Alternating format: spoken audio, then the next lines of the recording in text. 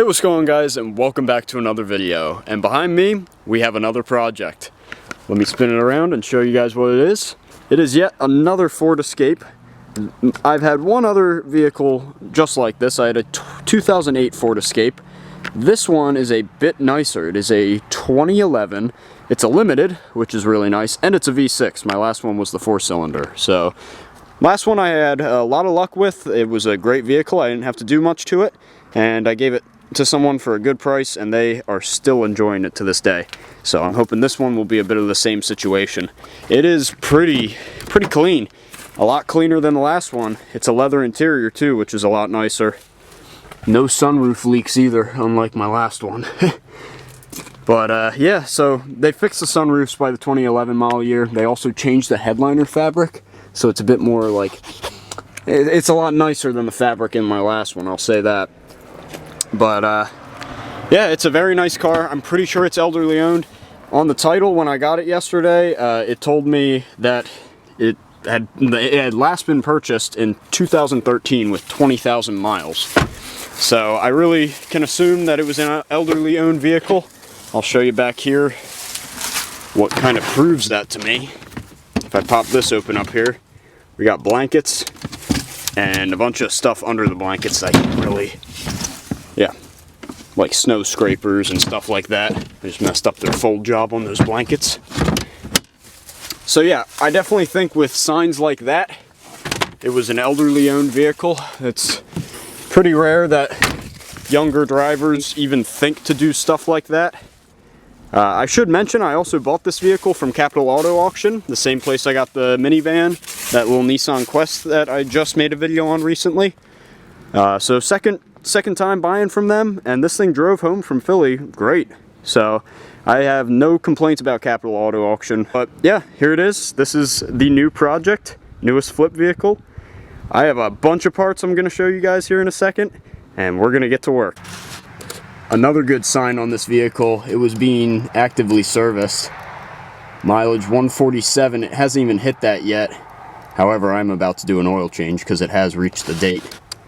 But I really think this vehicle is going to be a winner. I've got to do a little bit of work to it, and I'm going to get started now. So now that I've explained all the good of the vehicle, obviously there is some work that needs to be done, or else I wouldn't have bought it. I got an air filter, oil change stuff, and then the big thing is a throttle body, which I wish I could have gotten an OEM Ford Motorcraft one, but I gotta get this done today so I can drive this thing up to Williamsport. So we're gonna put it in a Duralast and then do the proper Ford PCM reset procedure, and hopefully that should fix our throttle body problem here.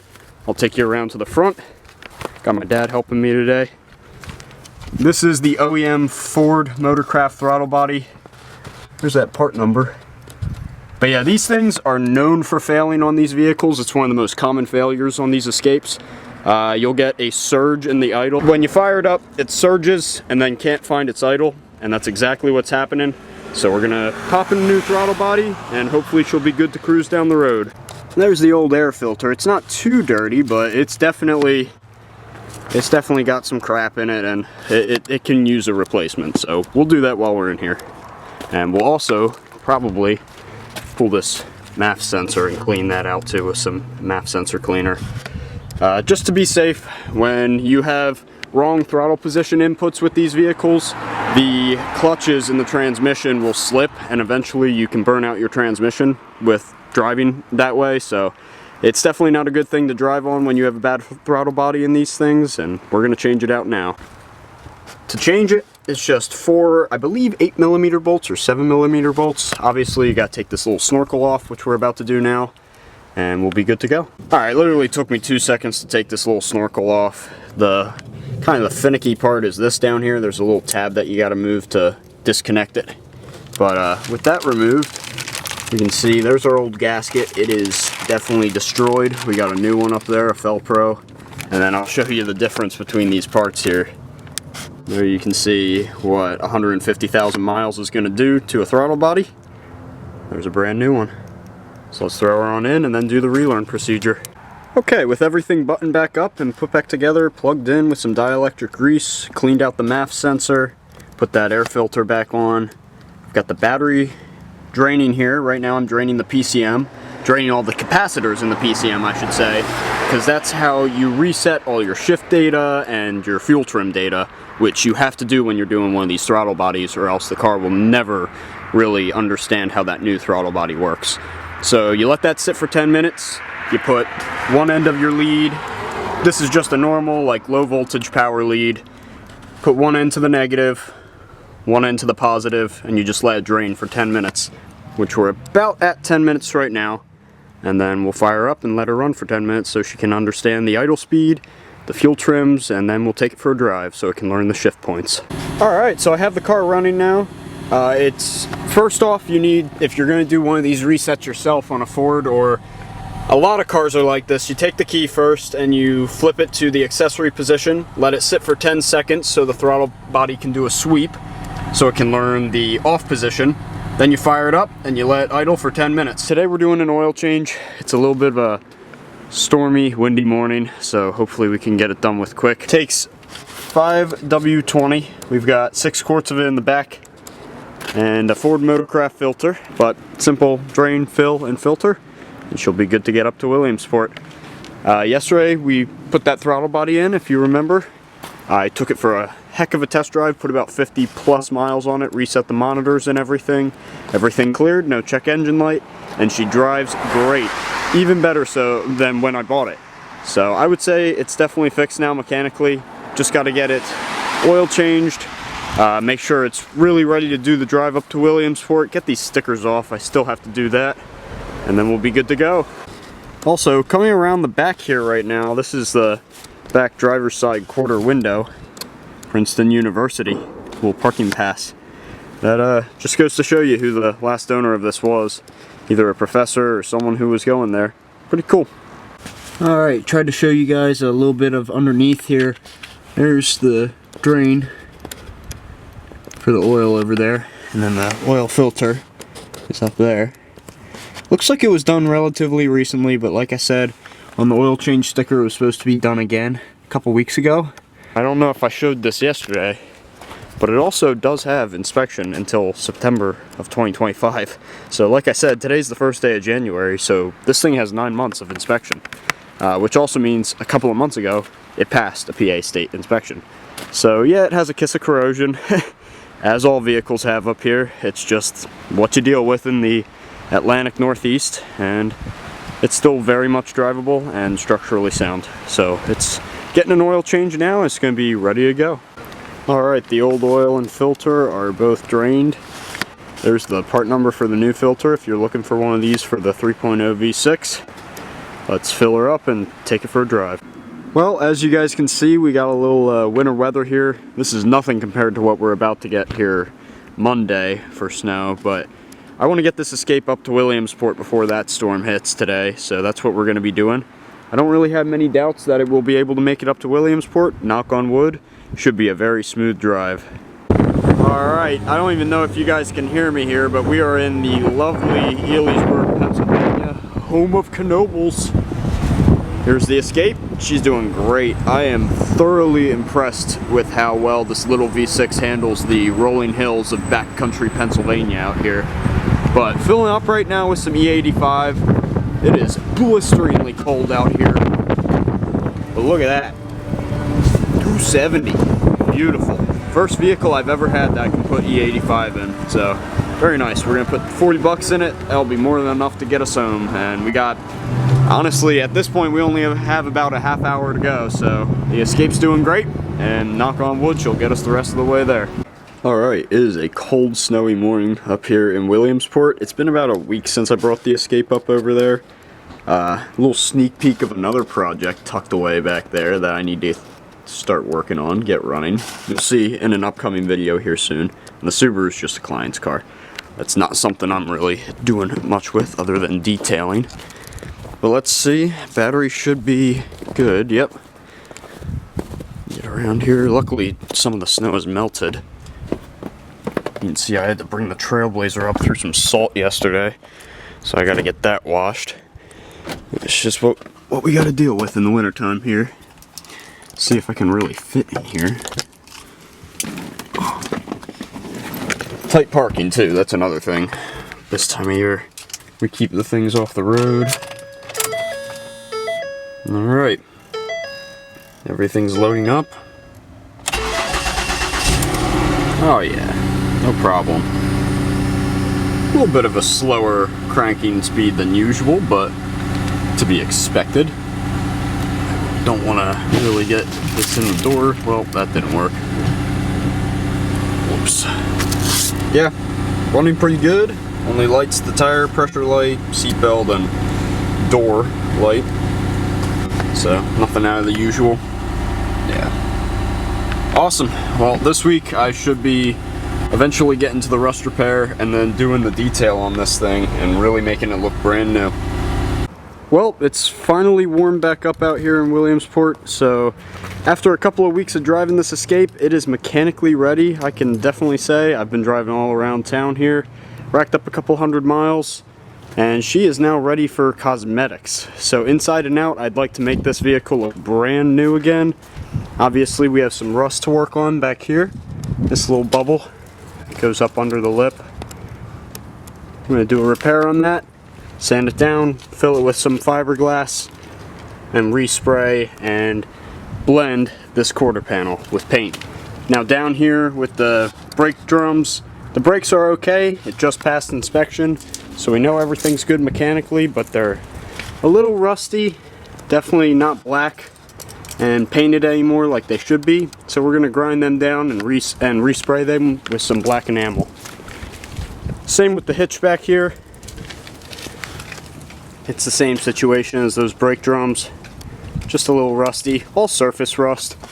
Still integrally is fine, as with the rest of the underneath of the car. It just doesn't really look the best. We're gonna clean up these chrome wheels, get them shining again, get the paint washed. Who knows the last time this vehicle was washed. You can see it's pretty dirty, so give it a good bath and get it ready to have some paint correction done. Get these headlights buffed up and clear. They're not too bad, but got a little bit of oxidation to them, so we'll get them looking better. So gonna get to work now, start washing it, and I'll show you what it looks like when we're done. Alright, it is the next morning now, and here is the Escape shining. Looks really good. Of course, we got a little bit of extra snow this morning, just some flurries and snow squalls. So there's a little bit of water droplets, but the wheels looking much better. Still got to give them a bit of a polish, but I'm going to do that today when we start tackling the rust issues. So like I said, these rear brakes, they need to get painted. So I'm going to take off these rear wheels. When these wheels are off, I'm going to polish up the little bit of tarnish there. These are plastic chrome wheels, so they're meant to look like metal chrome, but they're actually plastic. So I'll just take a cutting compound to that, and that should clean that right up. If it was metal, I would take a chrome polish to it, but plastic with a cutting compound should look good afterwards. But you can see, got all the dirt and everything off of it. Got it cleaned up really nicely. Got the wheel wells cleaned up, if you can see. So it's looking good, and it's ready for the rust repair. That's the big thing. So we'll be doing the drum brakes, the rear trailer hitch, and then next week when I get back into town, tackling this, which is minor rust for these Escapes in the rear quarters. These rear quarters on Escapes love to rust here in the Northeast United States. So yeah, this is not too bad, and we should get it looking much better. But today we're going to focus on these brakes and around back here, the trailer hitch. Okay, so it is time to tackle this rusty trailer hitch back here. You can see I've started grinding away some of the rust up here. I'm just using this orbital with a sanding pad on there. Just using that orbital with a sanding pad on there, and we're going to scuff this thing up. Try to get off as much of the rust as we can, get it down to bare metal like you can see there, and then spray it black with a rust reformer paint. Alright, and there we go. It is sprayed. We spray it with a undercoating kind of bed liner, which also has a rust reformer in it, which you can see working its magic right now. The bubbles popping out there. But we'll leave it kind of with a nice hammered texture like you can see there. It'll look good on a trailer hitch. It looks nice and new. So tomorrow we're gonna do the same thing basically on these brake drums. Alright, so one last thing I did here while I'm waiting for the hitch to dry, I polished all 4 of the wheels. So if you remember from before, they were really tarnished, just really didn't even have a bright finish after I cleaned them. So I took cutting compound to them. They're a plastic chrome finish wheel, and now they're really shiny and reflective. You can see perfectly.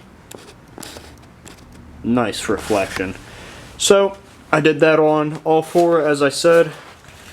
Take you around to the other side then, and they just all look brand new now.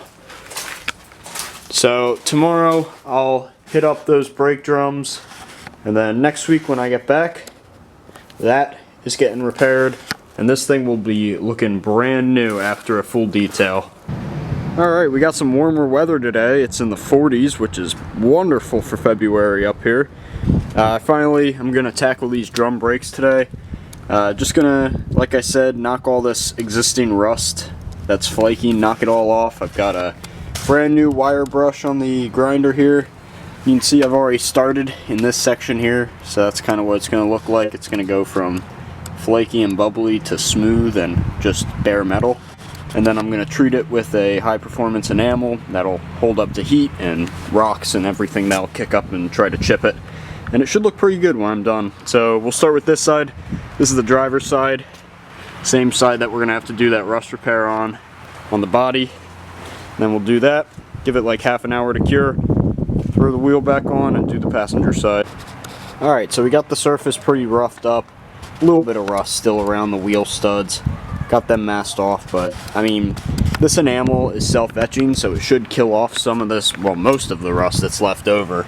We took off pretty much all of it. It's down to bare metal now. A little bit of pitting, but I would assume this is, if not the original drum, it's at least 10 years old, so it's got some age. It's going to have to get replaced at some point. They aren't warped though, they work. It passed inspection, brakes passed inspection, so it's good to go mechanically. I just want to make it look a bit better for the next owner. Alright, there we go. Nice solid even coat on it. Once again, like I said, it's a little pitted, so it's not going to look like perfect new metal, but it's going to look a lot cleaner when I put the wheel on. And it looks black instead of brown and rusty and flaky. Much better. So I'm going to give this like 15-30 minutes to dry, start to tack up, put the wheel on, and we'll go over to the other side and get that one done. I'll show you what it looks like when the wheels are back on. Alright, here on the passenger side now, you can see about just as bad as the other one, flaky and bubbly. So we'll go ahead and knock this out. I already started right there. I can't even really see because of the shadows on the top lip there, but we'll go ahead and do the same as we did on the other side and get the wheels back on. Alright, got the wheels back on, and you can see looks much better now. Looks like it's actually brand new and not rusty, even though they're not new drums. They're mechanically sound. Sorry about the noise, my roommate's truck over there. Mechanically sound. Looks really good. The curb appeal of this vehicle now just went up. It's going to make it a lot easier to sell, and just make one less thing that potential buyers can complain about when they're trying to buy it. So with that done, the only thing left now to do is that little bubble of rust right there and a full detail. So I'll see you guys when it's time to work on that.